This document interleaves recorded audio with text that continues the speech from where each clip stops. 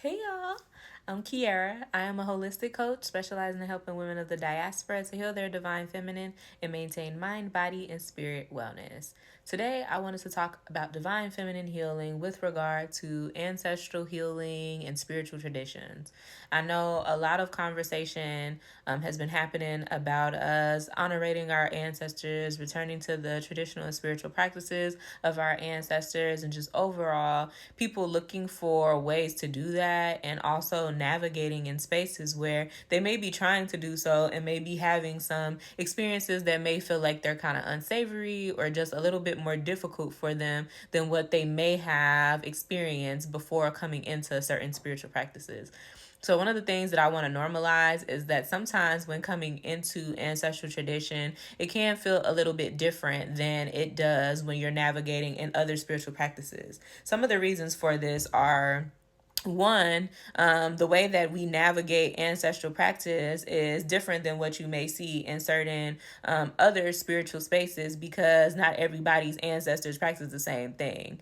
And so it's not going to necessarily be this one size fits all approach. And sometimes people try to treat it that way. And then they end up in scenarios where they're in situations and in practices that are misaligned with their needs and that of the traditions of their ancestors. And so it's not a good fit.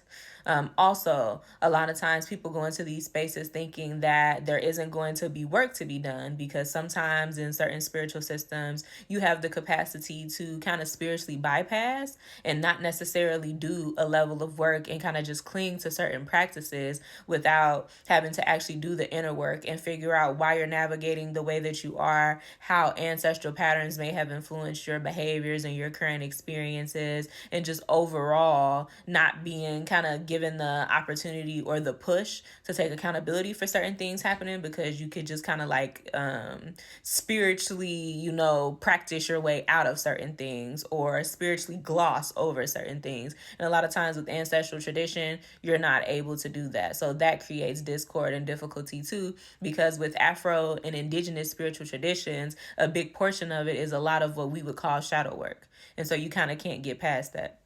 Also, another reason why people sometimes have difficulty is sometimes you come across unsavory people, and not everybody in whatever tradition is always, out for your best interest all the time. And that happens across the board.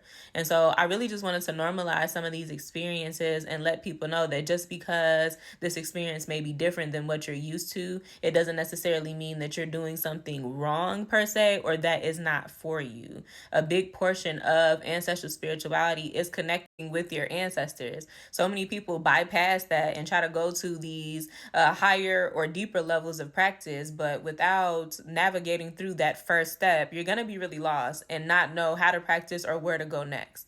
And so that's what I would encourage if you feel like you're kind of hitting blockages or even just with everything going on around us, really looking to tap into certain things. So many people like jump over a bunch of steps and are instantly looking for different ways to navigate in practices that they don't even know if they're in alignment with them, nor do they know how to actually move forward and practice in a way that honors the practices and protects them as well.